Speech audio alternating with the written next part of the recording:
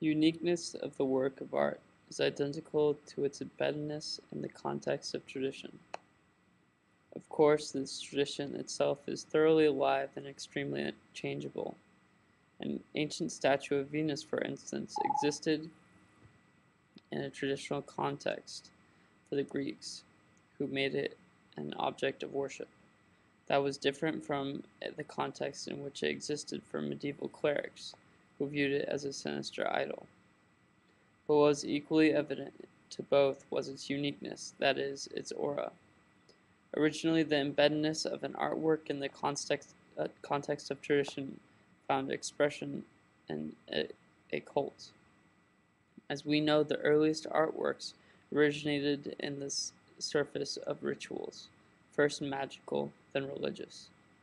And it is highly significant that the artwork's erratic mode of existence is never entirely severed from its ritual function.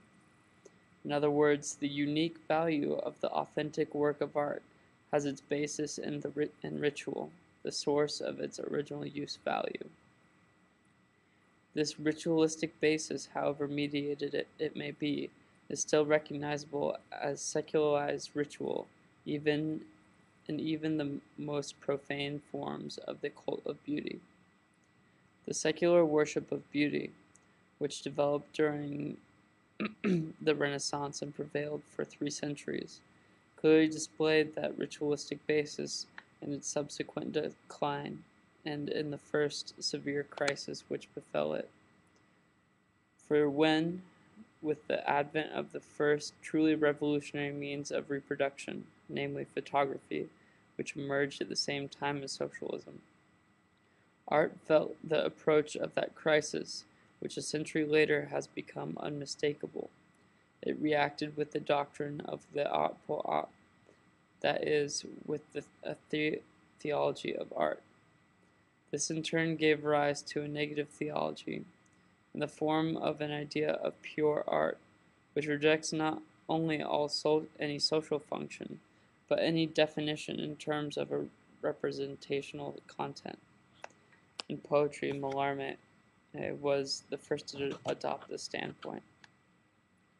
No investigation of the work of art in the age of its technological reproducibility can overlook these connections.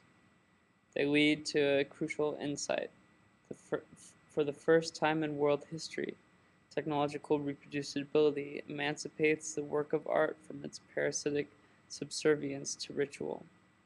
To an ever-increasing degree, the work reproduced becomes a reproduction of a work designed for reproducibility. For a photographic plate, for example, one can make any number of prints. To ask for the authentic print makes no sense. But as soon as the criterion of authenticity ceases to be applied to artistic production, the whole social function of art is revolutionized. Instead of being founded on ritual, it is based on a different practice, politics.